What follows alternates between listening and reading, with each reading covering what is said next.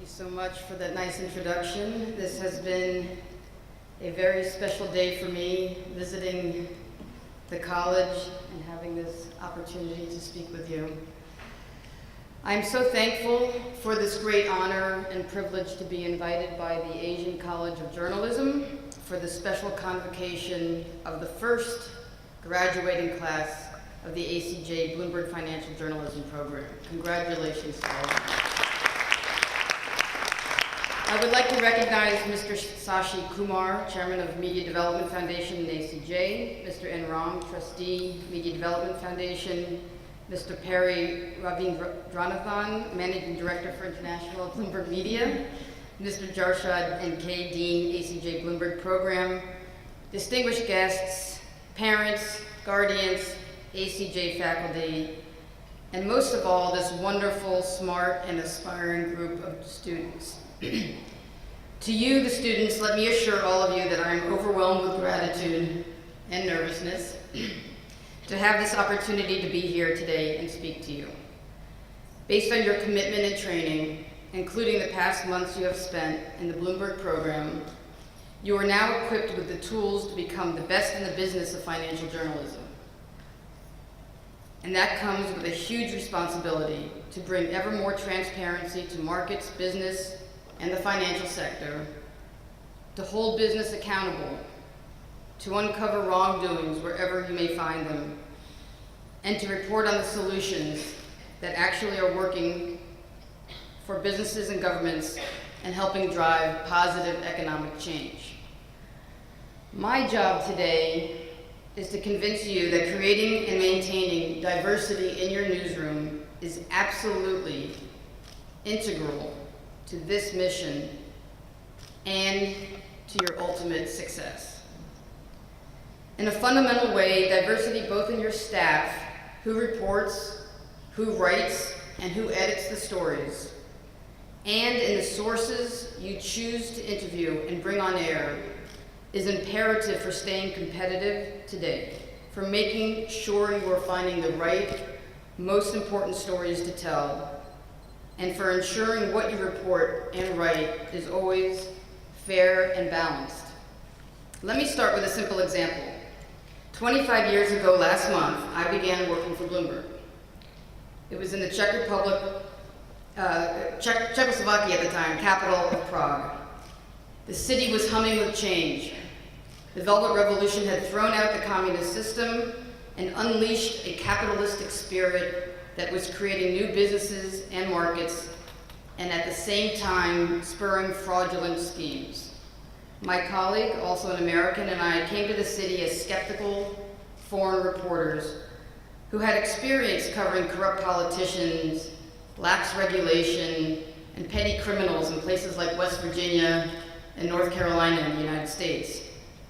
We also had the credibility of a US media company behind us and all the data and analysis that local bankers were trying to understand. But what we didn't have limited our ability to do our job in the best way possible. We didn't know, for instance, we didn't know the culture like the colleagues we soon hired in the Czech press. And we didn't have a built-in network of sources at local banks and brokerages that already trusted us. Without that combination of our foreign perspective and investigative experience and a local reporter's deep cultural knowledge and local connections, we never would have uncovered one of the biggest frauds in post-communist Eastern Europe. Our series of stories on global prime bank guarantee fraud shut down a Czech bank and nailed fraudsters from Germany to the US and Kazakhstan, who had ripped off unknowing investors, including US pension funds and a large US religious institution. Those stories won Bloomberg its first ever Overseas Press Club Award. I tell you that story because part of Bloomberg's great success over the years has been in pooling local and foreign talent around the world, including here in India, and moving people around quite a lot to build more multicultural understanding among our staff. It is one aspect of diversity in reporting that we can point to as helping limit bias in our coverage and uncover stories we might not otherwise have found. But this challenge of diversity and inclusion in the newsroom is much, much more than that. And I'm convinced that we are at a moment of reckoning in the industry, that we really have lost too much time and now need to take very intentional and bold steps to fix it. I read with great interest a recent story from Al Jazeera that spoke about challenges of diversity in India and even in your own school. Beyond gender-based discrimination, India has many of its own unique issues to confront related to class structures, religions, languages. I can't pretend to understand well enough the complexity of these challenges, but what I can do is try to explain your responsibilities for creating a more equal workforce in the context of the US's own struggle. And hopefully that will lead us to some understanding of where to go from here. To me, the article suggested an assumption that we in the US have moved faster in solving many of these problems, and perhaps even can serve as a role model in some ways. I would argue, however, that we are in fact still quite far from where we need to be, and we at Bloomberg see these challenges as quite urgent. I will walk you through some of the numbers for the media industry in the US, and then I want to tell you the framework as I see it for what we need to focus on. And finally, I will give you some idea of what Bloomberg is doing to make progress in our own way. First, the numbers. And this is all based on the American Society of Newspaper Editors survey of more than 1,000 news organizations in the US last year. On a macro basis, in US newsrooms as a whole, 83% of the workforce is white, as well as 83% of the leadership. Black journalists account for only 5.6% of the workforce. And for perspective, that's less than half of the percentage of African Americans in the US as a whole, and a smaller percentage of newsroom leaders. Women make up 39% of the total workforce, little change from the previous year, and quite far from our goal of gender parity. At 25% of media organizations surveyed, not a single woman was in one of the top 3 leadership positions. Maybe these numbers don't have the same impact to you as they do to me, but I can tell you from personal experience that even today, with all of our progress, I often still find myself as the only woman in a meeting, and by far the majority of my meetings are with only white people. And that's just the reality. When you break down by job titles, it is not unusual to find teams with gender balance on the reporting staff, but a lot more men editing the big stories, assigning the big stories, framing the big stories. When it comes to sourcing, we by and large have been quoting mostly men most of the time. On television, we have been interviewing mostly white men most of the time. Why does this matter? Well, there's some evidence it affects what stories we choose to write. Think about the financial crisis in the US in 2008, and the fact we now know that much of the subprime mortgage lending was targeted at Black homeowners.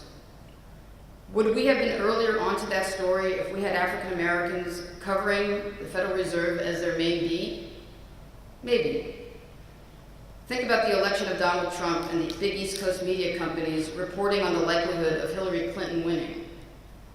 Would we have been more skeptical in our reporting, have more insight and facts, if we had had more reporters from other parts of the United States in those newsrooms?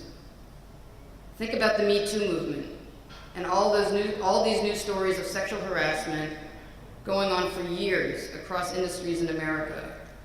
Is there a reason these stories went unreported for so long? I recently attended a conference in Los Angeles called When Women Thrive in Media and Entertainment, and there, a company called Reframe Production laid out a roadmap for mitigating bias at key points in the development of movies that help yield more balanced hiring for women of all backgrounds. The roadmap starts at the point of accepting unsolicited material. Where are you finding the writers to submit the work? Then, who do you have in place to evaluate the material? And then, how do you identify the producers you bring in to help finance the project? And what are your biases in finding them? And who are the writers hired to actually do the scripts? And what criteria are you setting for picking them? And then who are the directors you choose? And who do you have in the room to discuss the script? And who do you cast in the picture? And how do the storylines affect what gender you are actually hiring? And then, of course, there is the whole issue of whether studios follow a policy of pay parity for similar roles. This roadmap for the film industry applies directly to the media industry. And it is a roadmap I think a lot about as I navigate the solutions for building a more diverse and inclusive newsroom at Bloomberg. I have to admit, I didn't always think this way, and I am constantly surprising myself with my own lack of understanding of the biases that persist in the newsroom. Soon after the Trump tape from Access Hollywood was released, but before the Me Too movement really took off, one of our female reporters had written a story quoting numerous women anonymously about their experiences with harassment at big banks in New York. The story was edited by a senior male colleague with years of experience. She showed me the edit and asked me what I thought. I said, it read like a joke, like it wasn't taking the issue seriously enough. There was some nuance in the writing that wasn't there. She asked me, well, isn't there a woman who could edit this story instead? I looked around the room and realized we had a dearth of senior female editors in a position to take over the story. That was a wake-up call for me, especially since I had been the one who set up the pools of senior editors. My response was to create a high-level workshop specifically for women to sharpen their skills for editing our most ambitious stories, features, and magazine pieces. I'm happy to say the first workshop was extremely successful, and the second is being planned now. Recognizing the issue has allowed us to take swift, proactive steps. How else are we looking at our roadmap for change? Well, where filmmakers are finding ways to solicit scripts from diverse sources, we are tracking every job opening that we have to make sure there is a slate of qualified, diverse candidates that we are choosing from. This means more work for recruiters, but it is essential and necessary work. We also ensure a diverse panel of managers review the slate to limit biases in choosing the final candidate. We share data with every top manager on their gender makeup by every level in the newsroom so they can focus on bringing balance to areas where there is none, such as editing roles or management roles. And we are doing programs like this in India, in China, in Africa, and in the US, at underprivileged schools or historically black colleges or increasingly diverse institutions to help build bigger pools of qualified, diverse financial journalists. In terms of sourcing, the people we call on for analysts and commentary, we are building a global database of top women experts in business and finance that now tops more than 1,900. And that can be drawn on to source our stories and television interviews and panels. We are tracking our numbers on this to make sure we are making progress, and we are helping facilitate media training for women experts at big banks to limit one reason they are resistant to go on air at a time when their own firms aren't providing them with such training. And there is so much more we need to do. It is easy to get discouraged that progress comes slowly. What I have found is that the very first step to make urgent change is to acknowledge the importance of the problem and then to take very deliberate actions that you can track and measure. Everyone in Bloomberg's global workforce today understands that our company as a whole considers this imperative to our competitiveness and our success. And we see ourselves as leaders in furthering this discussion. Just this week, we planted an important flag in our commitment to diversity and inclusion by holding our first ever Business of Equality Summit. This conference allowed Bloomberg to convene top business leaders, Hollywood personalities, activists, and others to expand the important conversation on the treatment of women in the workplace, to examine the broader issues of equality in and out of the workplace, regardless of race, gender identity, sexual orientation, or economic status.